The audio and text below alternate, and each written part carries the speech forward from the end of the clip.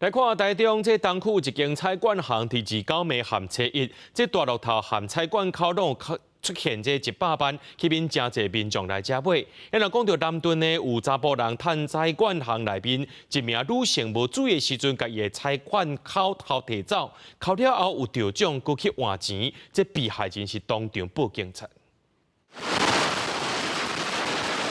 炮火声有过年气氛是更较闹热，菜馆行嘛来了更较侪民众。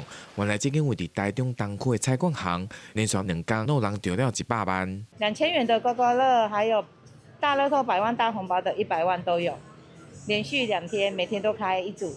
业者讲开幕才1年左右，最近伫过年之前，请来一尊弥勒佛来当做镇店之宝。无想到28号，有民众来买2000块的刮刮乐，当场中了100万。过29号，台彩阁公布开出了大乐透，春节促销奖100万，每种人嘛趁着过年假期来试看卖手气。顺时针摸3千。 好运带回家，好。今年就是想说，哦，领年终，不然再来刮刮看刮刮乐好了。不过，伫台中南屯这间菜馆行，30时传出有男子将另外一个女子所买7张面额500块的刮刮乐来偷摕去，被当场抓到。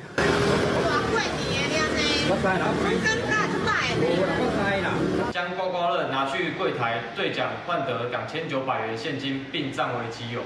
民警确认刘贤行窃过程属实，依法送办。被害人发现刮刮乐被偷走，且店家吊挂监视器，发现这个男子将刮好的刮刮乐摕去兑奖，得到2900块，随即报警处理，以炒作罪嫌来上班。警方提醒，刮刮乐还未刮开之前，记得定当为现金，民众嘛要提高警觉，好好来保管。公视新闻台中报道。